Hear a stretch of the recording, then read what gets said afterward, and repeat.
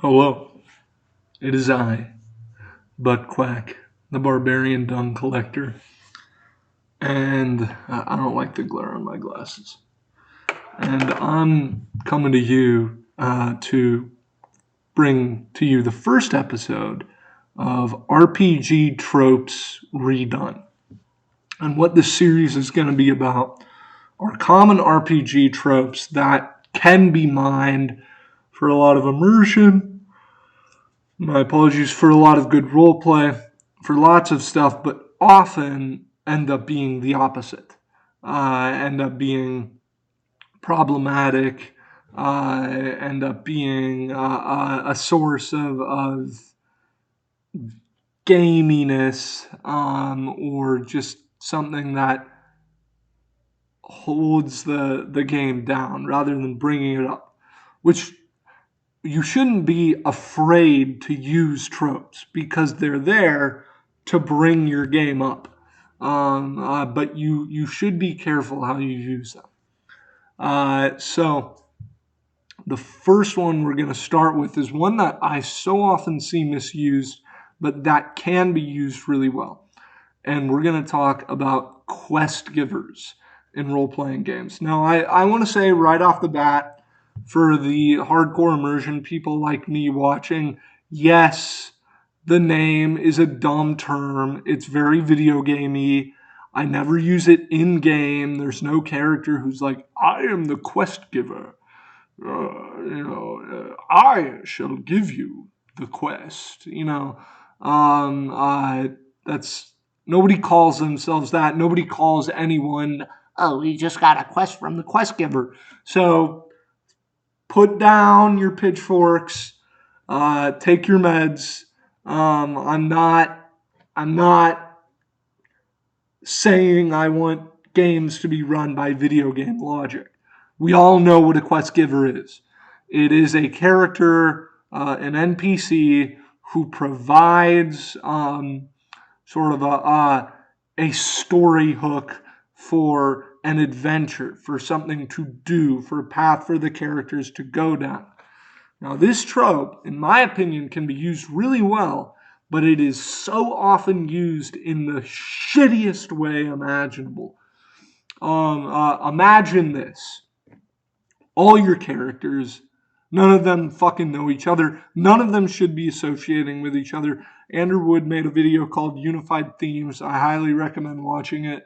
You're playing the fucking goblin paladin of frickin' Thoth Amon, or frickin' Cthulhu. And then you got the dwarven cleric of Abathor and the half elf druid of love and kindness, and just and they come up into a tavern, and this old wizard in a dark hood says, "Excuse me, yes, you three, specifically you three, no one else.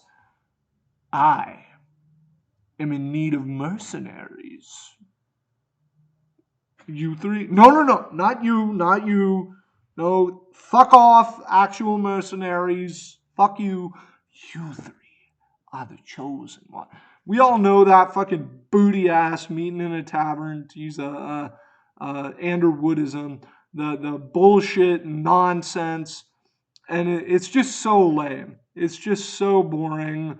Or the goodly king, I have called you to my throne to send you to rescue my daughter from a literal demon lord. Yes, I know, I know. I have an army. Yes, I'm aware. I can call upon the church of the local lawful good deity that would absolutely 100% be willing to go in and fuck up this evil demon lord. But instead, I'm going to hire a bunch of dangerous criminals who I've never met, who I don't trust, and who are known for going from town to town, murdering large amounts of creatures, some good, some evil. What a great idea. That's bullshit. That's stupid. So, how do you change it? Well, first we got to look at what is actually interesting. about the concept of a quest giver, you understand you got to get conceptual. You have to think on multiple levels. You have to get into the abstract. And what the quest giver adds to the game is a form of unification and a fun story hook. A quest giver should never be the end all be all. Don't put a quest out and have players not accept it and be like, I mean, that's the only thing I expected you to do. If your players just want to go engage in banditry, as long as that's in character, fuck that quest giver. Let the players do what they do. But the quest giver should provide an entertaining option, a sort of positive kick in the seat for characters to move on. Think of it like being at a theme park, right? And you can do anything, right? Although there are lines, theme parks suck nowadays, but let's pretend it's a really good theme park, right? The best theme park ever. You can do anything you want, but that can be overwhelming. So what helps out when you're at a theme park is if there's one guy who's like, "Hey, let's go on that roller coaster," and then you can say no. You can say, "Hey, dude, I don't want to do that," but you know, if you're willing to do it and you can't think of what else to do, there you go. That guy really helped you out. You now go have fun and you won't be like, shit, what do I do? Because you can't do everything. So that's what quest givers are there for. What else are they there for? They're there to, and this is what people miss out on.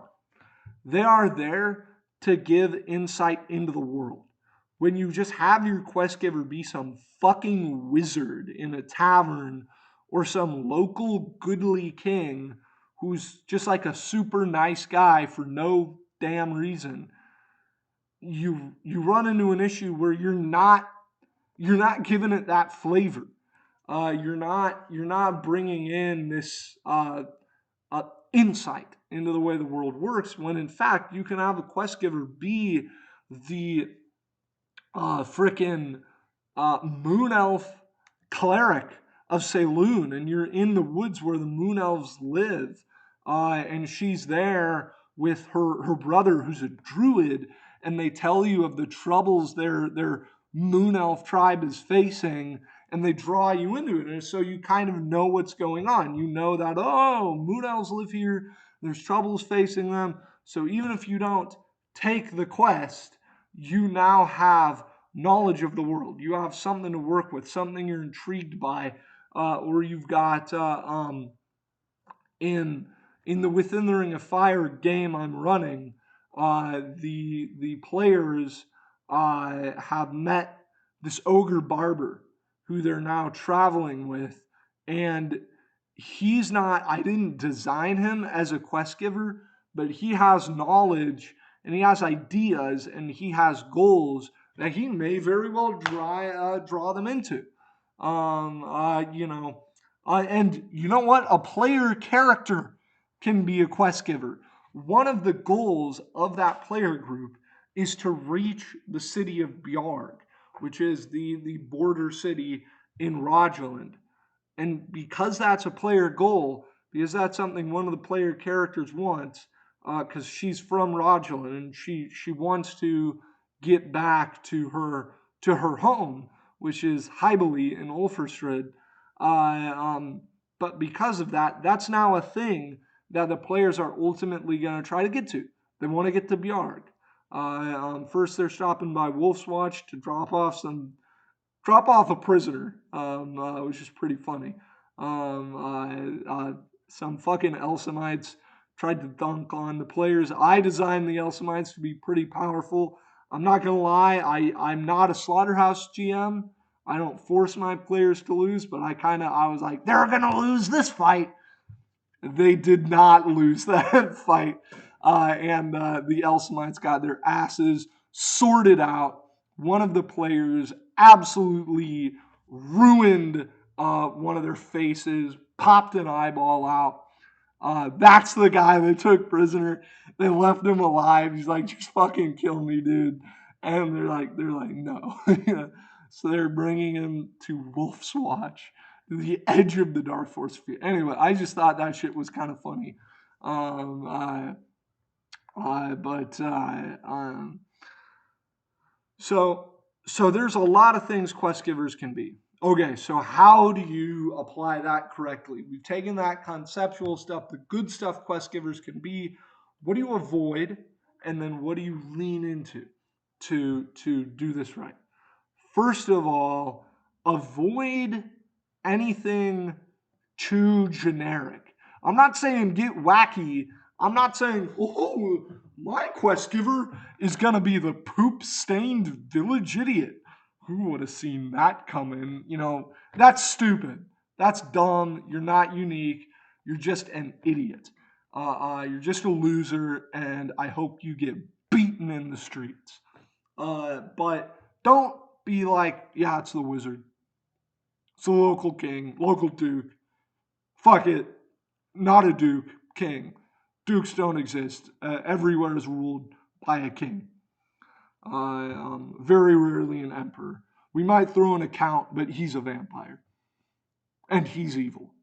Because only vampires are counts.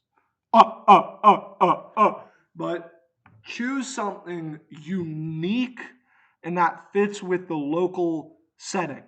That someone that would be in a position of authority, someone who has enough power to hire people to do things, but low enough power that they need to hire your adventurers. So I'll just give an example. Let's say you've got a group of players. Let's say you're playing within the ring of fire, and you're status 0. You're low tier characters. You're with a merchant caravan. You've kind of just finished up the work. You've done the job, and you're pulling into a town in the free lands of trade. So you're all out of work and you were on the same caravan, so you kind of know each other. So you're looking for like shit, like you guys want to see if we can find any work, sure. So you're looking around, and this is an ogre community outside of the free lands of trade, and the chieftain he's got challenges coming from all around him. He's dealing with that, but there's an older ogre in this small town. It's bigger than a village, but it's a small town. It's like 800 people, mostly ogres, right? And this older ogre who's really running the show, he's looking for people to do something on the down low. He has some sort of treasure he needs gathered, or somebody he needs executed, perhaps a powerful ogre who is a threat to the chieftain who is in this older ogre's pocket. So there you go. You have a good quest giver, something that gives insight to the setting, and something that fits with the local environment, and it makes sense that he's hiring the adventurers. He's got to do this on the down low. He can't be going in and talking to people about this. He needs some strangers who aren't necessarily going to stay here long, who aren't high profile individuals who don't know people in the local area. And he needs them to go handle this job for him. So that's, you want to avoid the overly generic, and you want to avoid things that are totally detached from the setting, and you want to focus on things that fit really well. What else? You want the quest giver to be actually realistically appealing to the player characters, right? If you are an adventurous warrior, right? You're probably braver than the average person, but you're also more paranoid than the average person. I'm telling you this, if I'm a freelance adventurer, if I'm a skilled mercenary, even if I've dealt with magic, I'm not taking a job from some hooded, mysterious fucking wizard who won't tell me anything. I don't care if I use Detect Good and he's a good guy. I don't give a fuck. I'm not trusting that guy. I'm like, I'm out. You are part of some sort of cult. You're up to some weird shit. You want me to work for you, yet you don't value my life at all. Now, if your characters are mysterious cultists who are looking into deep occult secrets, well, then yeah, that's a different story, and that dark hooded wizard can function. But for that earlier example, right? Bunch of freelance soldiers, freelance mercenaries who just got done with a job on a merchant caravan. The quest giver needs to be someone that they would be like, oh yeah, I'll work for that. So again, that elderly ogre, right? He's in a position of actual authority. He has money. He's straightforward. He's clear with what they need to do. That's the sort of thing mercenaries are going to jump onto. You know who wouldn't jump onto that? A group of pious followers of Igvale, of air and freedom. They're gonna be like, dude, we're not going out and killing someone for you. What the fuck are you talking about? We're not doing a murder for you. We're not going in to get some dangerous occult object for you, a greedy, corrupt leader of a tribe. They're of course not going to say that because he's a fucking ogre, but they're going to be like, actually, we have other things to do. But you know who they may listen to? That local powerful druid of Igvale, who's talking about the local followers of the faith, the people who live nearby. They're getting their asses eaten, and not in a good way, by a motherfucking Asag, a spirit of Damar. We need someone to do something, and then the players can be like, oh, the faithful of Igvale, of the sky? I won't allow this! And step up and work for him. So they don't only need to fit with the setting, they need to fit with the players. Now, occasionally, something I like to do is give a quest giver that I know the players are probably going to deny. There's no reason you shouldn't. There's no reason you shouldn't do that. To put in like a stupid quest, to put in a guy who is offering them a job that they shouldn't take up and that they don't want to take up, because that can give them the opportunity to be like, what the fuck are you talking about, dude? Fuck no, we're not finna get in your dumbass secret quest where we're probably gonna die so you can get an occult item. And they smack that guy and they rob him as they should. But so you can play with that, but most of the time, the quests being given should be something that players might accept because it provides for that story hook. And that, my friends, is ultimately what a quest giver is all about. That's what the RPG trope of the quest giver is all about: story hooks. And you have to get those story hooks, by God, because that is what runs your game. Not the GM, not the players, the story hooks. In all seriousness, obviously the GM and the players should have lots of power, but story hooks, they drive the game. They give something to do. They're the reason freedom works in a game. If your game is just a sandbox with no story hooks, it sucks. You suck. You're pathetic. Fuck you. But if your game is, a sandbox, but it has plentiful story hooks, plentiful, tantalizing, here's something you could do. Then, baby, you're cooking with gas. You got something going on there. You got something interesting. You got something that's going to drive player interest. And at the end of the day, that's what you want. You want players in there having their interest piqued. You want them saying, oh, what's going on here? I want to look into this. I want to get in on this. This sounds fun. I can go into a deep cave, fight some monsters. Fuck yeah, brother. I can describe cutting out that eye of the beholder. Yeah! Just something exciting. Oh, we can get into the politics of this. We can take over this town, mafia style. Fucking taking that protection money, running that shit.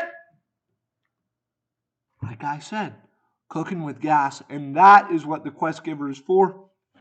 So in conclusion, you can use quest givers in your games and you can use them to great effect, but they have to fit with the setting. They have to fit with the players. They have to be actually interesting and not generic. They have to give insight into the world, and they have to provide an intriguing story hook, and they got to make some basic sense. Again, you can't have the super powerful good king hiring a bunch of random ass adventurers for a job. That's bullshit. Anyway, tried to keep this video more chill than usual, more relaxed, less aggressive. I try to have that Gazazan principle in me of just not letting myself get too worked up. So I hope y'all like the video. Like and subscribe. Smash that like button and get in the comments. And especially if you disagree with me, because I want the world to see how moronic your booty ass is. Anyway, opiate video coming up soon. Relatively. Some more videos coming out. I'd like to see like suggestions. Like, what do you guys want to see? What does my audience want? What do you want from me?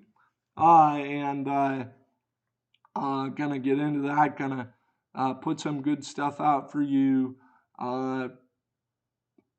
Yeah, that's it. Y'all have a good day. And remember, like a thief in the night, I will steal away with all your duty. And you will have to go on a quest to retrieve it. And on that quest, you will find where I have stored your toilet treasures, guarded by a mighty brown dragon. Yeah!